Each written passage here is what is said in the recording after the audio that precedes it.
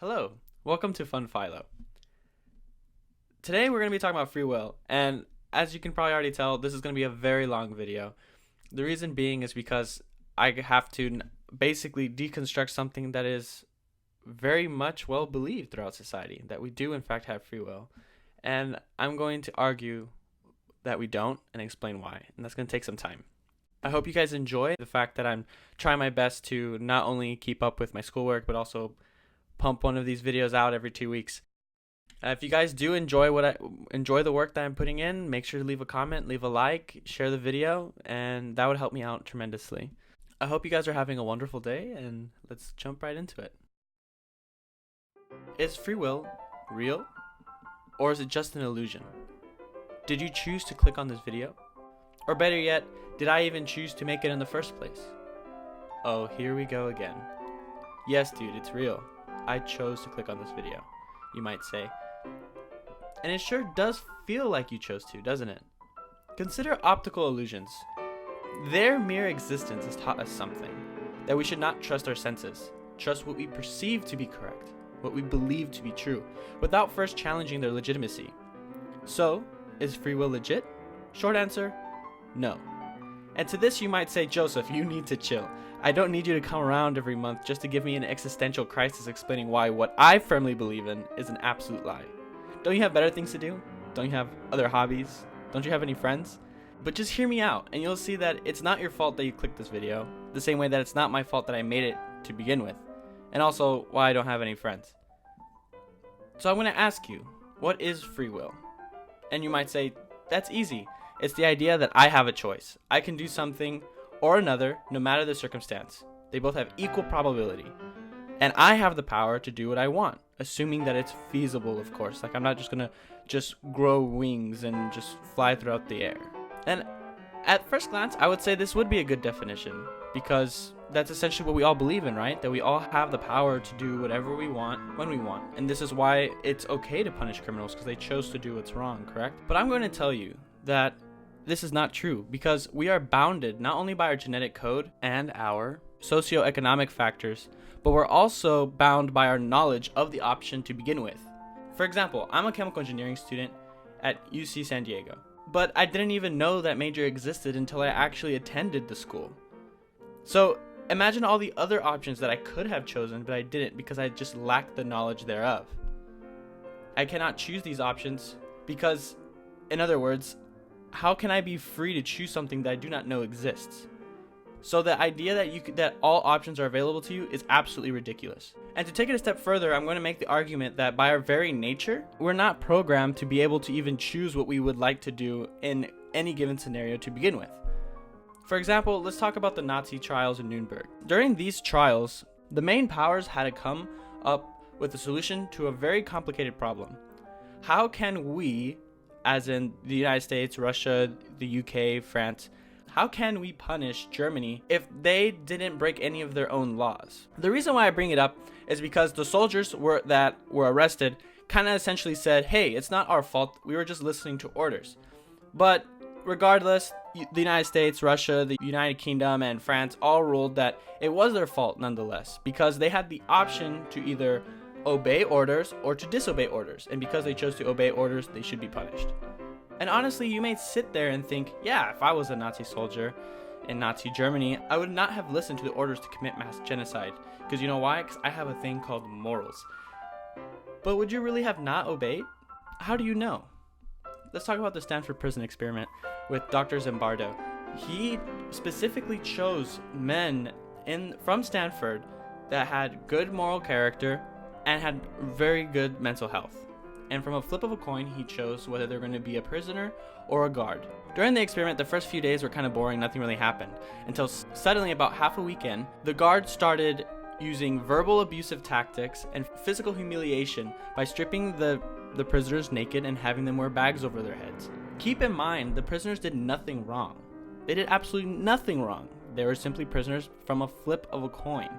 But yet, because they were put in a scenario where one is dominant and one is oppressed, it was enough to give the guards, who again were chose out of good moral character and their strong mental health. Despite having a strong moral character, they were still able to be quite brutal towards the prisoners. In fact, they actually caused a lot of emotional trauma to the prisoners. Due to this emotional trauma, it forced the experiment to end early, and it can never be replicated ever again because it's not ethical.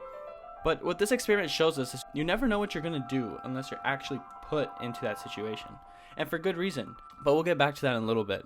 I'm going to talk about another experiment to further reiterate my point. Milgram's experiment was one that honestly caught me by complete shock and surprise.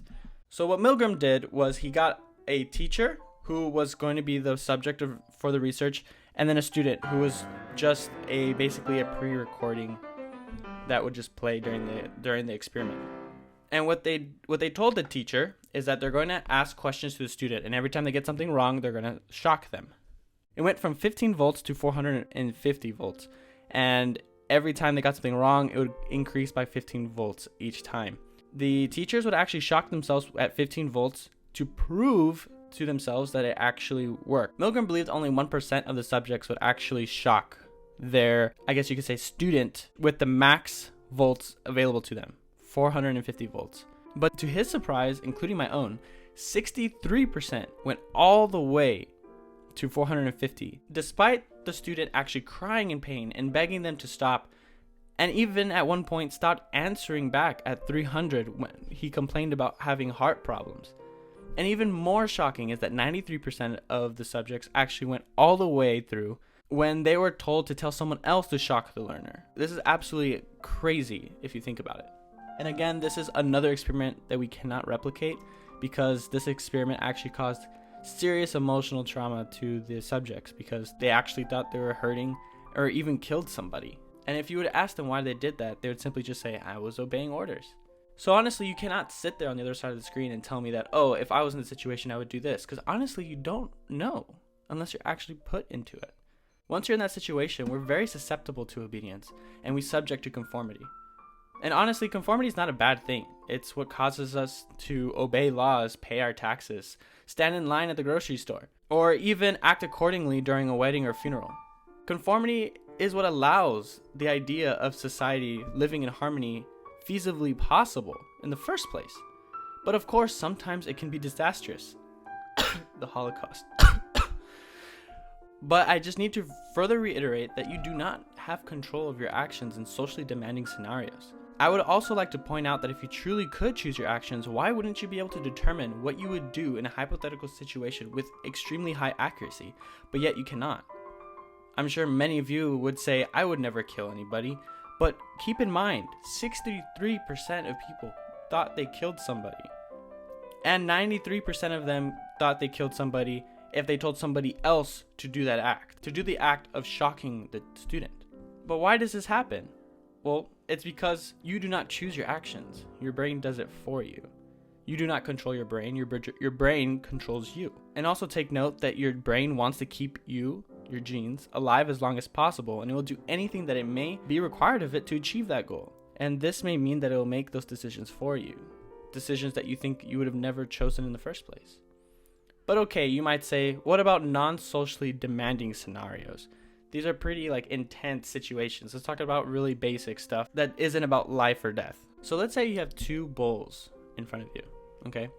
One bowl is filled to the brim with your favorite treat, and the other one is filled with hot, steamy dog shit. Which one are you gonna eat?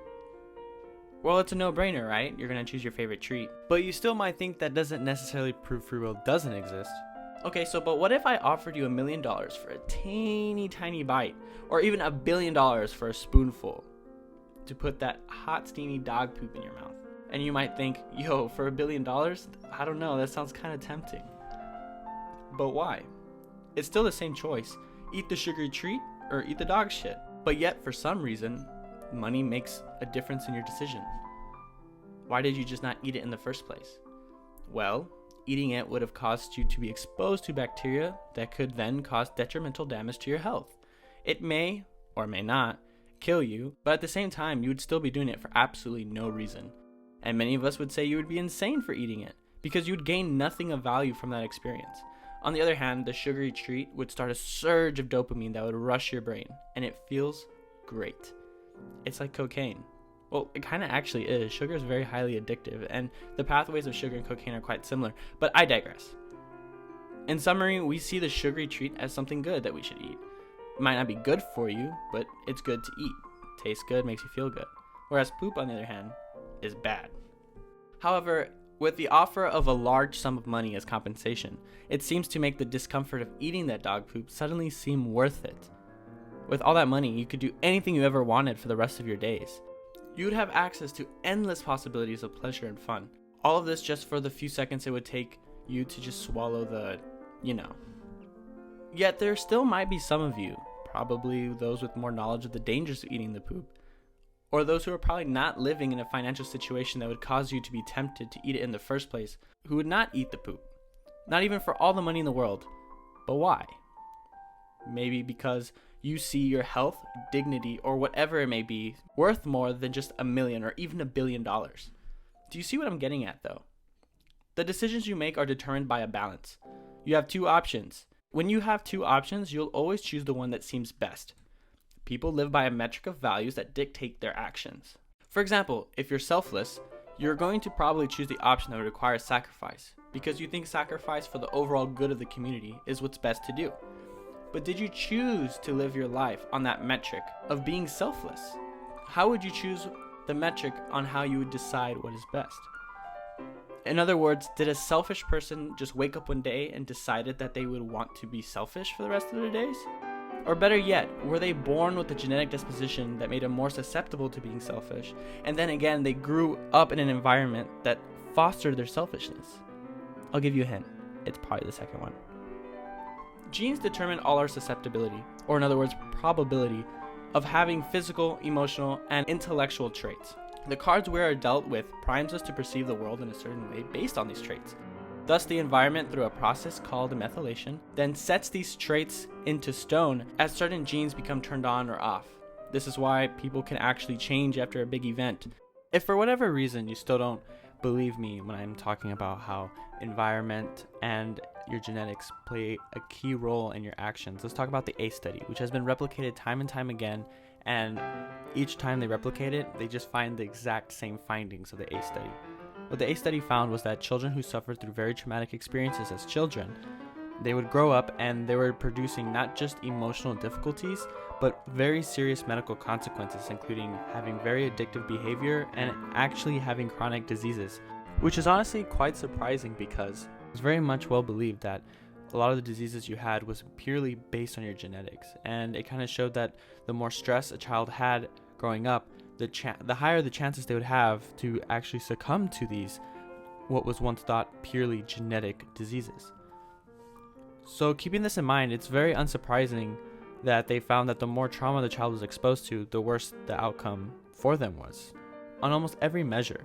Keeping in mind that a child who suffered emotional trauma would actually be more likely to suffer from addictive behavior or chronic disease, this also means that they had increased chances of being addicted to smoking or drinking alcohol, having cancer, chronic bronchitis, depression, much more likely to inject drugs, or even attempt suicide. But the thing is, it's not purely just your environment, and this is what I really want to drive home, that you also need that genetic factor as well, because there were those that had extremely high emotional trauma as a child, and I mean extremely high, yet they didn't smoke, they didn't drink alcohol, at least to excess, and they weren't overweight, and they didn't necessarily suffer from suicidal thoughts or anything like that. So what this study shows is that if someone's genetic code and their environment pushes them to partake in an action of drinking alcohol excessively, having that addictive behavior, then this can actually be transferred to anything and everything that we do. Keep in mind that environmental factors are actually strong enough to influence our genes to completely alter our behavior altogether, thus making people actually change. Which is good, because if we couldn't change, I'd still be the same shithead when I was 8 years old, and I'd be very disliked by my community. But hey, life happens, and thankfully I grew up. But this is good. This allows us as human beings to adapt to our surroundings and survive. But going back to the topic at hand, did you choose your genes? Did you choose the environment that would then influence your genes? No. Yet these are the two things that drives us to make all of our decisions. Because keep in mind, at the biological standpoint, our genes is what produces proteins. And proteins are what basically drives the chemical reactions that happen in our brains and our bodies, thus pushing us to make certain actions. There's a reason why our IQ, weight, or the fact that we have depression or not is linked to our genetics. It is not your fault if you're dumb, fat, or sad. These things were determined for you by your genetics and environment. Pay attention to what I'm saying. If you had the genetic predisposition to be an alcoholic, yet you did not live in an environment that pushed you to be an alcoholic, you won't be. You will never be an alcoholic. However, if you do not have the genetic predisposition to have addictive behavior, and you were in an environment that would make someone become an alcoholic if they did, you still won't, because you just do not have the genetic disposition to be one. And it's with these traits, the factors of your genes and the environment, that is much more likely to make you live a certain life and have certain opinions of the world around you. However, what about those who change their lifestyle suddenly, you may ask? For example, those who are on the show Biggest Loser.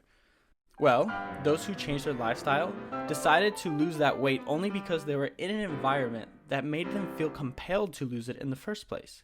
If we lived in a society in which it didn't matter how fat or skinny you were, they wouldn't feel compelled to do so. But this is also why fat shaming is immoral. Because you need to keep in mind that it's not their fault that they're overweight. It was dictated by their genes and their environment.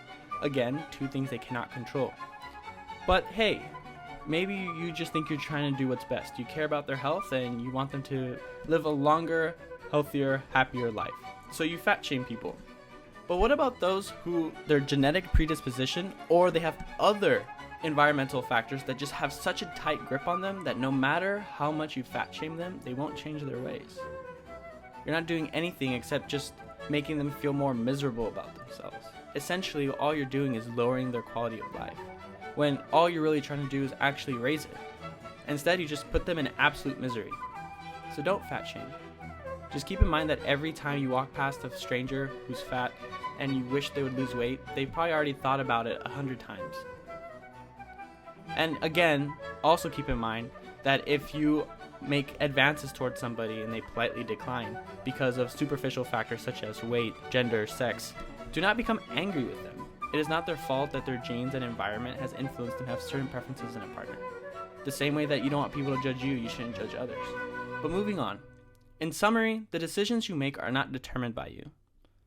Your brain, controlled by the chemicals, which again are controlled by your genes, is ultimately influenced to a certain extent by the environment.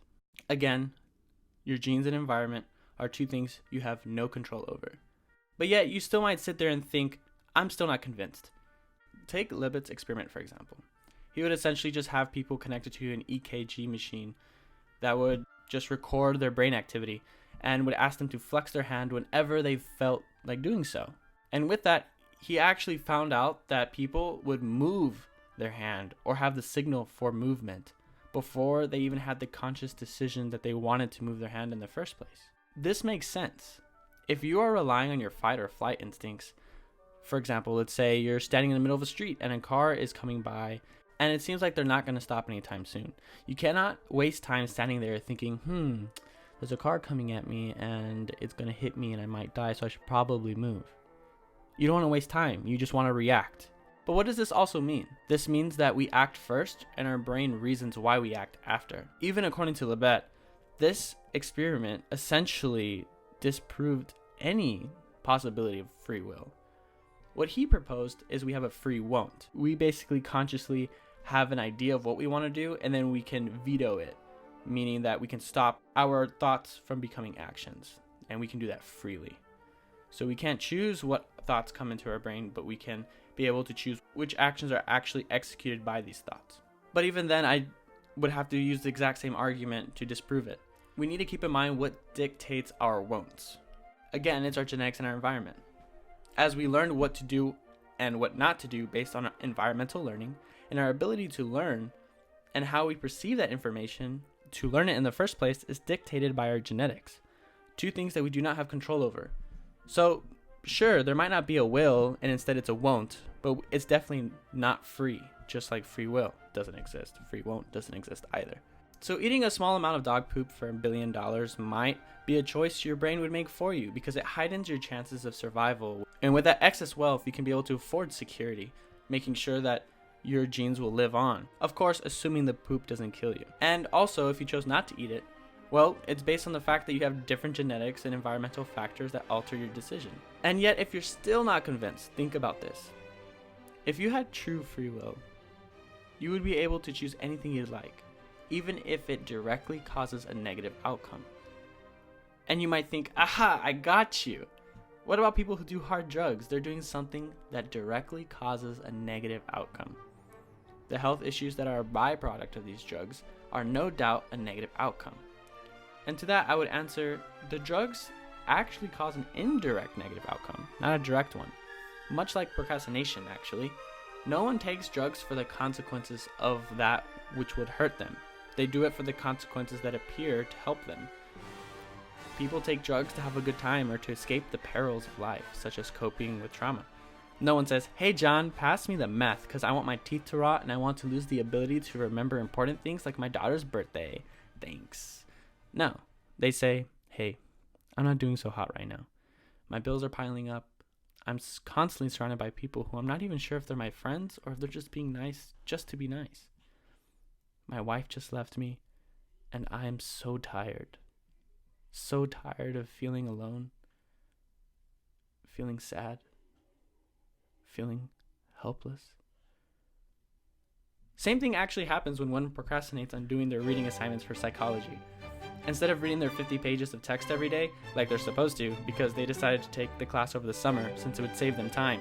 But this also means that the class is done in half the time, and assignments pile up pretty quickly. But they're dyslexic and they don't really enjoy reading about studies that prove phenomena that they already thought to be common sense. So what do? They procrastinate and make videos questioning on the existence of free will. Procrastination has a direct harm to my grade, as it would surely be lower than if I just chose not to procrastinate in the first place. But creating this video is just way more fun than reading a dense textbook. But is it my fault that I am this way? No. Is it my fault that I desire to talk about philosophy rather than read a textbook about psychology? No. Because I cannot choose my desires. Can you?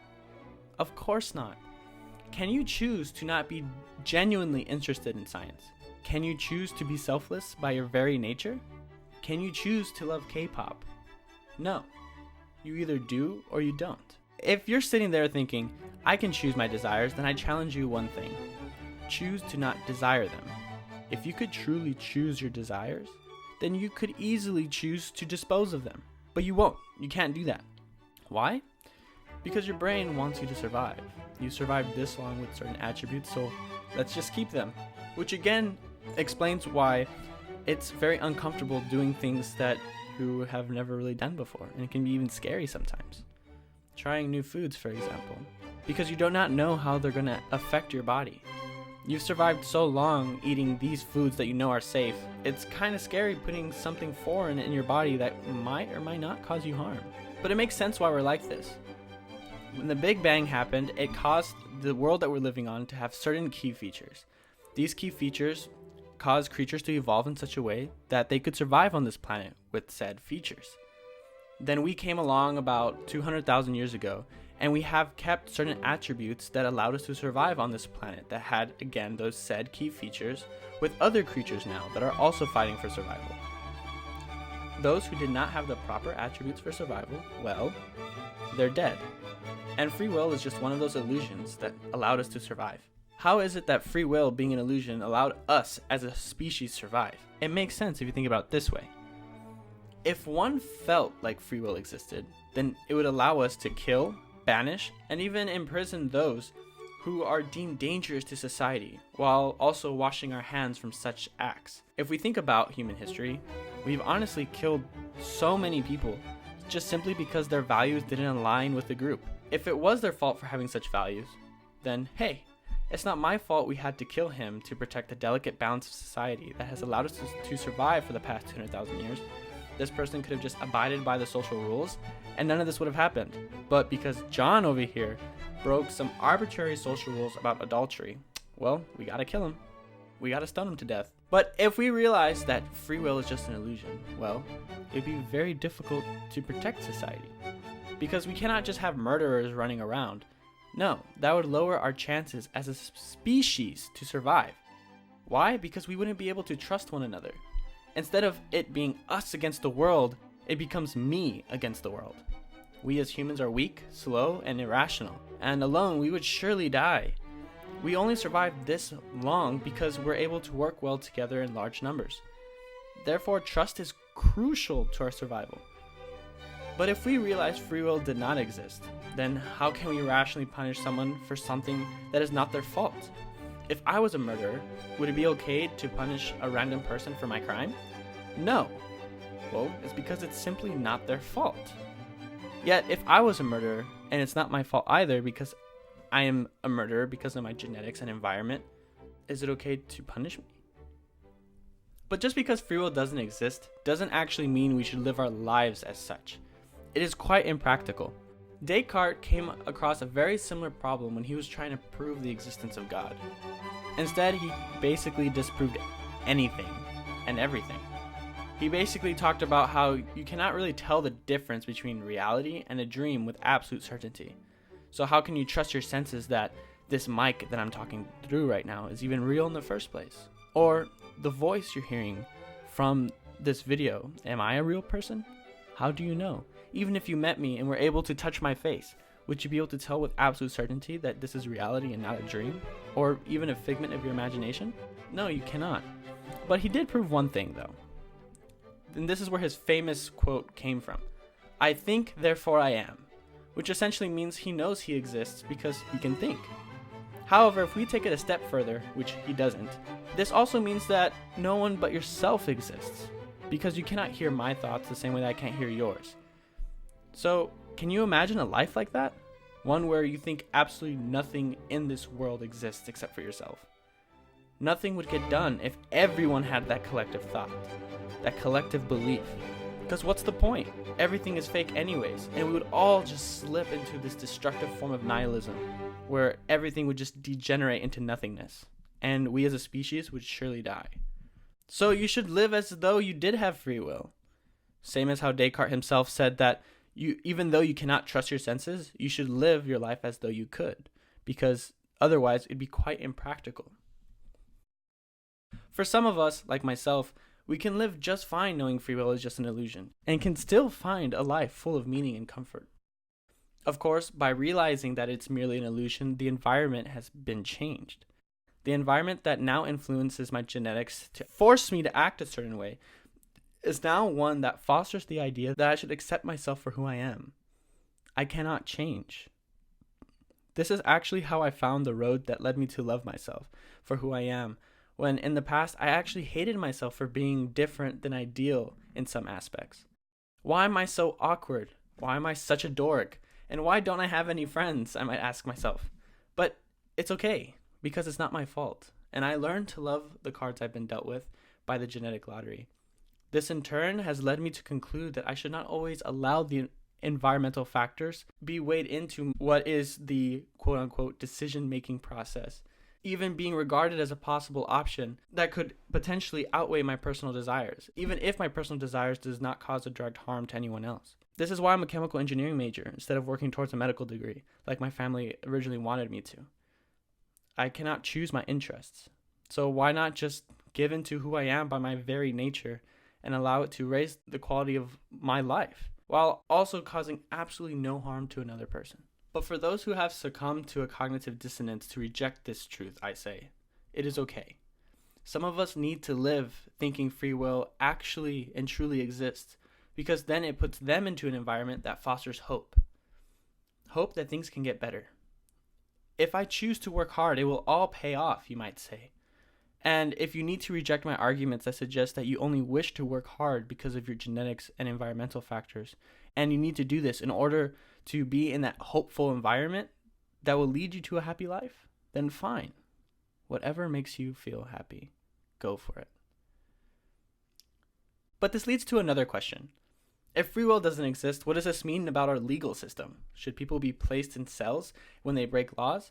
Do people deserve to have their rights of autonomy stripped from them? No, but that will be discussed in a later video. Thank you so much for watching. Honestly, so far, the support that I've gotten for my videos is absolutely astonishing. And it brings a smile to my face every time I hear someone tell me that they either enjoyed my videos or they try to give me constructive criticism. The fact that somebody is willing to put time out of their day to just hear me ramble about things that honestly don't really matter is amazing, honestly. Thank you so much. And you mean the world to me.